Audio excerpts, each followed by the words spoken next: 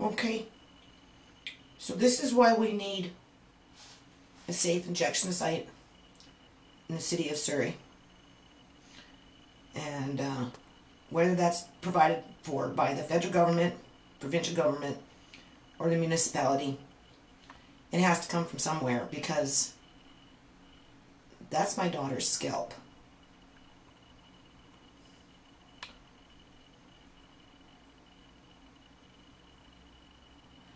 And that's her hair.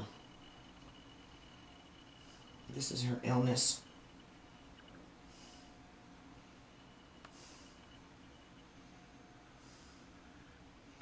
I have to disinfect my bathroom. She was using the sink, but she managed to clean up the sink. But as she's picking at herself and doing whatever she's doing, of course, you know, her fingers are bloody. And she's wiping on the rag and whatnot. This was full of scabs and flesh and hair, just like the bathroom tub.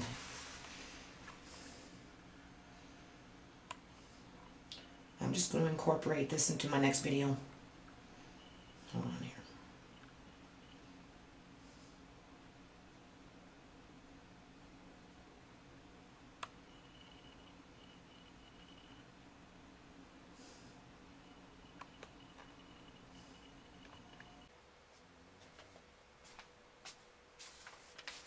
Okay, so I'm going to say this. I'm dealing with the devil's handiwork. They got me running around back to the courthouse again. I'm getting all this information from all these different people. You know, duty counsel sends me to go get a lawyer. I put the application in the way they told me to do it. I get denied. I talk to lawyers on the phone. They tell me what to do. After I've now finished completing, you know, chasing my daughter around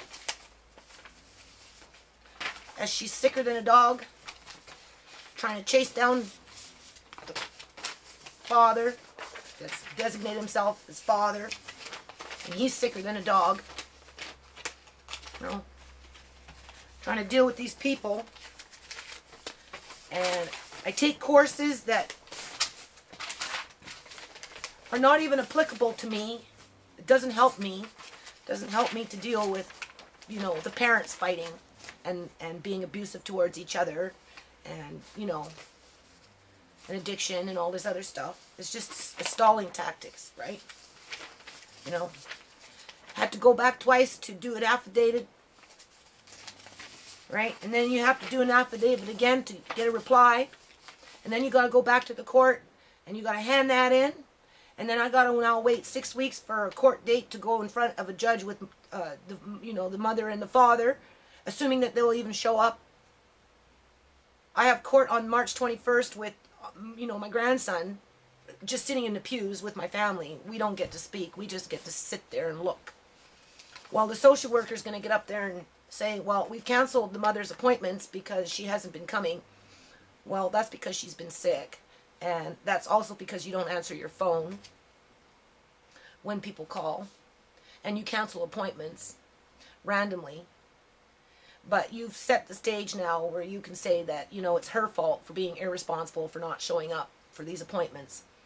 And now you've canceled all scheduled visits with my grandson. And as for my daughters, I'm being reminded that they're being nice, that my daughters technically aren't, they're not obligated, the social services is not obligated to have my teenage daughters visit their nephew, even though they're like, surrogate moms to him, right? I mean, they played an intricate role in his upbringing from the day he was born right up until the day he was taken away. So the court is being used again as another tool to disenfranchise me as a grandma and the rest of my family as the, moral support system and the backbone to Andre. Because now I have to go back to court and put another order in for proceedings of party of proceedings. Which means I have to serve the mother and the father again, and then we have to go back to court and we have to do an affidavit, and then we got to wait for a reply or whatever it is, and then we got to wait for to do another affidavit, and then they'll, you know, and that will be another 2 months down the line. And then maybe I might be able to get a lawyer, because I went and put an application in for a lawyer today, and now I'm being told that it has to go to Victoria, to a provincial supervisor of some sort, to see if they'll approve it, even though I put the application in, and I was told to do that and then go get the lawyer. I was stupid. It's like so stupid. My daughter went, my 17-year-old went today to the office to ask about, you know, the scheduled visit for Andre tomorrow. Social worker said, well, you didn't come last week. You know, nobody came. Well, first of all, it was 12:15. The rule was call by 9:30. You know, be there by 22:12. You know, be there 25 minutes early. Every week they're changing the rules. Last Thursday,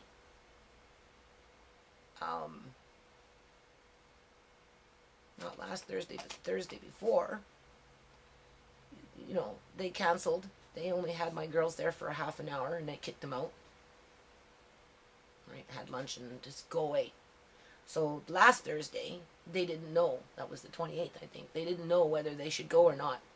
Because if they're not being sent away, whether they're on time, whether they're on early, you know, whether they're early or whether they're on time, you know, they've been sent away like 4 times already. Last time they went, they were only allowed for half an hour. And my daughter was trying to phone prior to that, and, you know, social workers not answering their phone.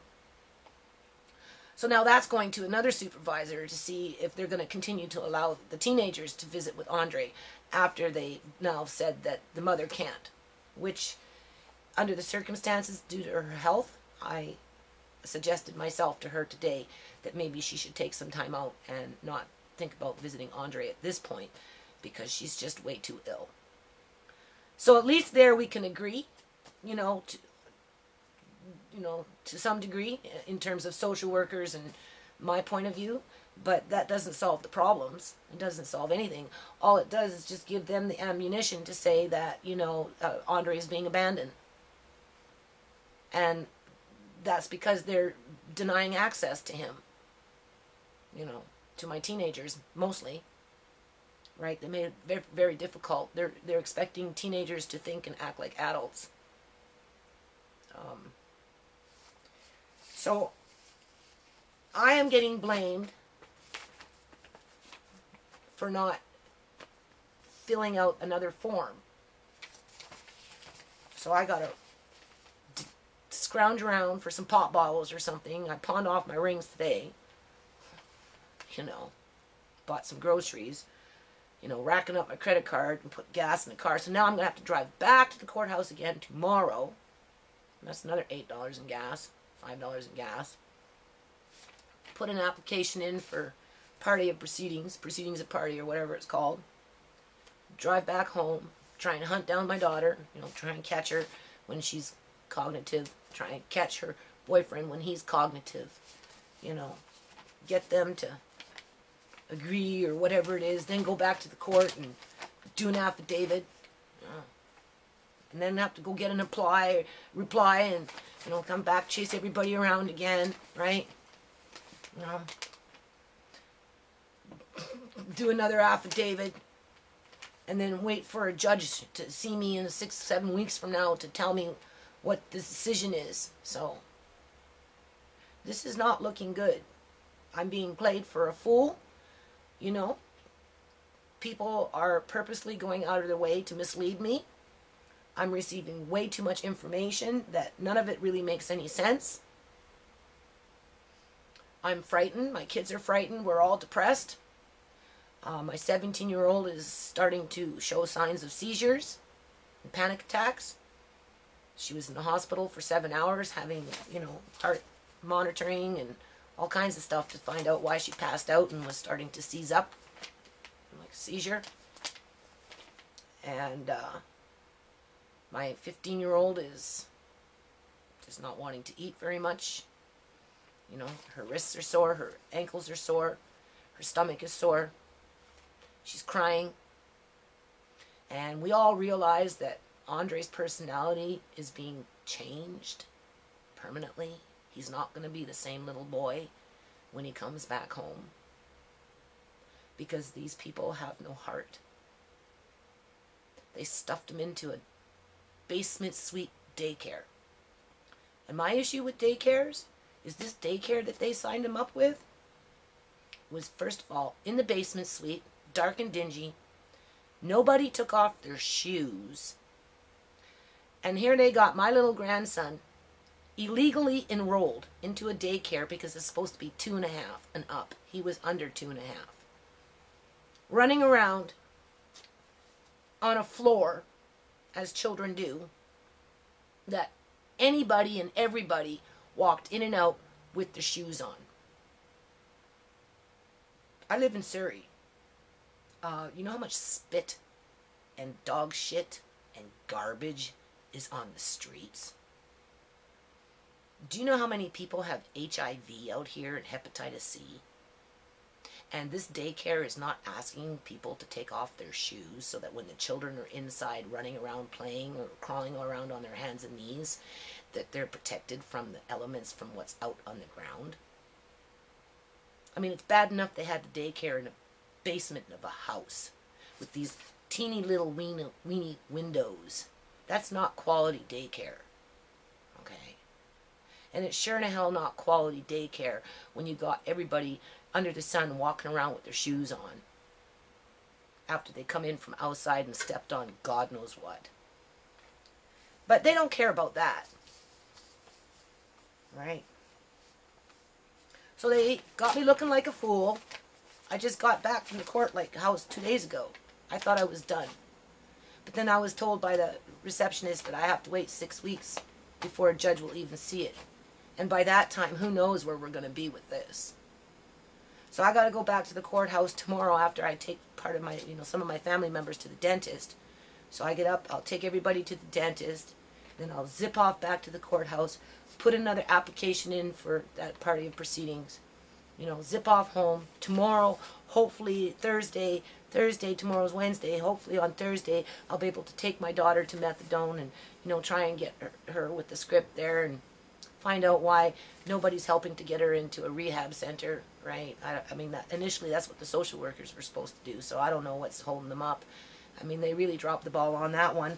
But then if they're looking to keep Andre, that would make sense, right? Why would they want to help my daughter when their sole mission is to keep my grandson? And, cancel appointments to the point where they can just say, that's it, no more. Well, they got me running around and around and around and around and around without a lawyer, like a chicken without my head on. Yeah. I wanted custody in April 23rd of 2010, before my grandson was born. But I wasn't allowed to do it then. And I wasn't allowed to do it when he was born. And as soon as I mentioned it, I thought I'd like to think about doing that, in confidence, be, confiding, right, with the social worker that maybe, we should be thinking along those lines. And what did those bitches do? And they turn around and they kidnap my grandson. And I got people saying, oh, well, you need to be a little more nicer, right? You get more flies with honey. Well, first of all, flies don't like honey. They like shit. Okay? And this is a big pile of fucking shit that we're dealing with here. And my grandson did nothing to these people to deserve the way he's being treated. My girls did nothing to these people to deserve the way they're being treated. I sure in the heck didn't do anything to deserve the way my whole family is being treated. And, I really don't care about flies. And I sure in the hell don't care about shit. I want my grandson back. And,